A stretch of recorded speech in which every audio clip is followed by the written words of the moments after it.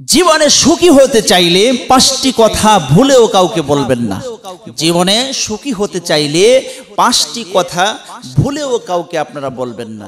যদি বলেন তাহলে কিন্তু আপনি সুখী হতে পারবেন না, আপনি সুখী হইতে পারবেন না। আমরা অনেকেই সুখী হতে চাই, আমরা অনেকেই সুখী হতে চাই সন্তান দিয়ে, আমরা অনেকেই সুখী হতে চাই স্ত্রী দিয়ে, আমরা অনেকেই সুখী হতে চাই টাকা দিয়ে, আমরা অনেকেই সুখী হতে চাই সম্পদ দিয়ে, আমরা অনেকেই সুখী হতে চাই বাড়ি দিয়ে গাড়ি দিয়ে, কিন্তু আমরা সুখী হতে পারতেছি না। অনেকেই ফোন দিয়ে বলে, হুজুর এত আমল করি, এত দোয়া করি, এত কিছু করি, কিন্তু আল্লাহ রব্বুল আলামিন তো আমাদেরকে সুখী করতেছেন না। আল্লাহ পাক রব্বুল আলামিন আমাদের তো সম্পদ দান করতেছে না। আল্লাহ পাক আমাদেরকে তো, আমরা সন্তানেরা কথা শোনে না, বাড়ি পাচ্ছি না, গাড়ি পাচ্ছি না, কোনো ইবাদত কোনো মনে হয় আল্লাহর দরবারে কবুলই হচ্ছে না, কোনো ইবাদতই কবুল হচ্ছে না, আমার কোনো চাওয়া আল্লাহর দরবারে কবুল হচ্ছে না। আমার বন্ধুগণ, আমার ভাইরা, আমি তাদেরকে বলবো আপনারা ভুলেও পাঁচটি কথা বলবেন না। যদি বলেন তাহলে করছেন কালেও আপনি সুখী হতে পারবেন না, আপনি সম্পদ দিয়ে সুখী হতে পারবেন না, সন্তান দিয়ে সুখী হতে পারবেন না, স্ত্রী দিয়ে সুখী হতে পারবেন না, স্বামী দিয়ে সুখী হতে পারবেন না, যদি আপনি পাঁচটি কথা কাউকে আপনারা বলেন। ভুলেও এই পাঁচটি কথা জীবনে সুখী হতে চাইলে কাউকে বলবেন না। এক নম্বর, যেই কথাটা আপনি কাউকে বলতে পারবেন না, স্বামী এবং স্ত্রীর গোপন কথা আপনি কাউকে বলতে পারবেন না। স্বামী আর স্ত্রী দুজনার কথা, এই গোপন কথা আপনি আপনার বন্ধুর কাছে বলতে পারবেন না। ও মা, আপনি আপনার বান্ধবীর কাছে এসে বলতে পারবেন না। স্বামীর কথা যদি বলেন ও মা, তাহলে বিপদে পড়ে যাবেন, সুখী হতে পারবেন না। ও ভাই, স্ত্রীর গোপন কথা যদি আপনি আপনার বন্ধুর কাছে বলেন তাহলে সুখী হতে পারবেন না। আল্লাহ পাক রব্বুল আলামিন সূরা বাকারার 187 নম্বর আয়াতের মধ্যে স্বামী স্ত্রীর কথা বলেছেন, গোপন কথা কাউকে বলতে পারবেন না বিষয়ে আল্লাহ পাক রব্বুল আলামিন নিজেই বলে দিয়েছেন। সুতরাং স্বামী স্ত্রীদেরকে আমি আপনাদেরকে বলবো, স্বামী স্ত্রীর গোপন কথাগুলো আপনারা কারোর সাথে শেয়ার করতে পারবেন না। যদি করেন তাহলে কোনদিন কালেও আপনি সুখী হতে পারবেন না। এটা হলো এক নম্বর। দুই নম্বর, গুনাহের কথা। এ ভাই, ও বোন, তোমরা গোপনে গুনাহ করেছো, গভীর রজনীতে গুনাহ করেছো, গোপনে গুনাহ করেছো। এই গুনার কথা কেউ জানে না, শুধুমাত্র আল্লাহ ছাড়া। কিন্তু এমন গুনাহ করেছো যেই গুনাহের কথা তুমি কি করলে, তুমি নিজে আবার যাইয়া বন্ধু বান্ধবের কাছে, মানুষের কাছে বিশ্বাস করো যাকে তাকে বলে দিলে এই গুনাহের কথা খবরদার তুমি বলতে পারবে না। যদি বলো সুখী হতে পারবে না।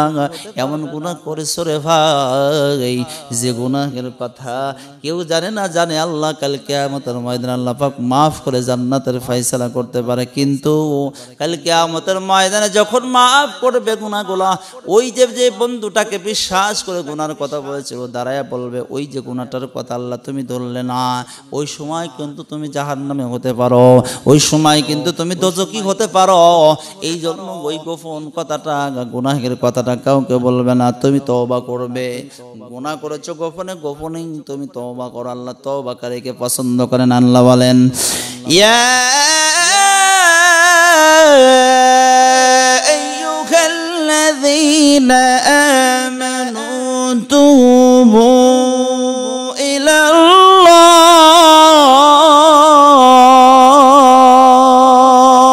তুবু ইলাল্লাহি তাওবাতান নাসুহা।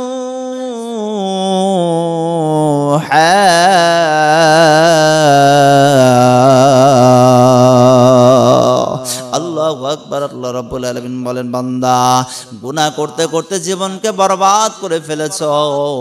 গভীর রজনীতে তোমরা গুনাহ করেছো, ওই গুনার কথা স্মরণ করে গভীর রজনীতে আমার কাছে চোখের পানি ফেলায় কান্দরে বান্দা, আমি আল্লাহ রাব্বুল আলামিন তোমার তওবা কবুল করে জীবনের গুনাহ মাফ করে দেব। কিন্তু এই গুনাহের কথা তুমি কাউকে বলিও না। যদি বলো তাহলে কঠিন বিপদে পড়ে যাবে, সুখী হতে পারবে না। 3 নম্বর, উপার্জনের কথা। উপার্জনের কথা, তুমি মাসে 3 লক্ষ টাকা কামাই করো, মাসে 2 লক্ষ টাকা কামাই করো, 5 লক্ষ টাকা কামাই করো, ইনকাম করো, এই উপার্জনের কথা তুমি কাউকে বলিও না। যদি বলো তুমি বিপদে পড়ে যাইতে পারো, এমন একটা সময় কাছের বন্ধুকে বলেছ, ওই বন্ধুটাই তোমার বড় ধরনের ক্ষতি করে ফেলবে, সন্ত্রাসীদেরকে লাগাইয়া দিয়ে তোমার বড় ধরনের ক্ষতি করে ফেলবে, এমনকি তোমাকে দুনিয়ার থেকে বিদায় করে দিতে পারে। এই জন্য উপার্জনের কথা তুমি কাউকে বলতে পারবে না। 4 নম্বর পরিকল্পনার কথা। পরিকল্পনার কথা কোনো বন্ধু বান্ধব এমনকি স্ত্রীর কাছেও বলতে পারবে না যে আমি সামনের বছরে 5 তলা বিল্ডিং দেবো, 10 তলা বিল্ডিং দেবো, আমার এত টাকা হয়েছে, এত টাকা হয়েছে, 5 কোটি টাকা হয়েছে, 10 কোটি টাকা হয়েছে, 50 কোটি টাকা হয়েছে, এই টাকা আমি কি করব? অমুক জায়গায় বিল্ডিং করব, বাজারে বিল্ডিং করে আমি 1ম তলা গোডাউন করব, এরপরে 2য় তলা আমি মার্কেট করব, 3য় তলা মার্কেট করব, 4র্থ তলা আমরা বসবাস করব। এই পরিকল্পনার কথাগুলা আপনি কাউকে বলতে পারবেন না। যদি বলেন সুখী হতে পারবেন না। 5 নম্বরে আপনি এটা মনে করবেন না যে আমি বড় জ্ঞানী, আমি বড় জ্ঞানী। এ বন্ধু, নিজেকে বড় অহংকারী হিসাবে, জ্ঞানী হিসাবে কারোর সামনে আপনি উপস্থাপন করবেন না।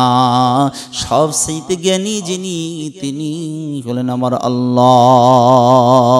সবচেয়ে জ্ঞানী যিনি, তিনি হলেন আমার আল্লাহ। এই জন্য আমার আল্লাহ রাব্বুল আলামিন কুরআনুল কারীমের মধ্যে বলেন, আল্লাহু গনিয়ুন ওয়া আনতুমুল ফুকারা। আমি আল্লাহ ধনী, আমি আল্লাহ সব জানি, আর তোমরা হলে ফকির, তোমরা কিছুই জানো না। এই জন্য সর্বপরিকারের জ্ঞানী হলেন যিনি, তিনি হলেন আমার আল্লাহ। এই জন্য নিজেকে বড় অহংকারী হিসাবে আমি অমুক পাস, আমি তমুক পাস, আমি কামেল পাস, আমি টাইটেল পাস, এ পাস ও পাস, এই পাস নিয়ে আপনি কোনো সময় গর্ব করবেন না। এই গর্ব করলেও কিন্তু আপনি সুখী হতে পারবেন না। কারণ আপনি যেই পাশে হন না কারণ আপনার আমলটা আল্লাহর দরবারে বড় গ্রহণযোগ্যতা হবে। আপনি খবরদার আপনি ডিগ্রির অহংকার আপনারা করবেন না। এই 5টি কথা জীবনে ভুলেও সুখী হতে চাইলে এই 5টি কথা আপনি কাউকে বলবেন না। যদি বলেন তাহলে আপনি সুখী হতে পারবেন না। 1 নম্বর স্বামী স্ত্রীর গোপন কথা, 2 নম্বর গুনাহের কথা, 3 নম্বর উপার্জনের কথা, 4 নম্বর পরিকল্পনার কথা, 5 নম্বর আমি বড় জ্ঞানী। এই 5টি কথা আপনারা ভুলেও কারোর কাছে আপনারা শেয়ার করবেন না, বলবেন না। যদি বলেন তাহলে আপনারা কখনো করছেন কালো আপনারা সুখী হতে পারবেন না।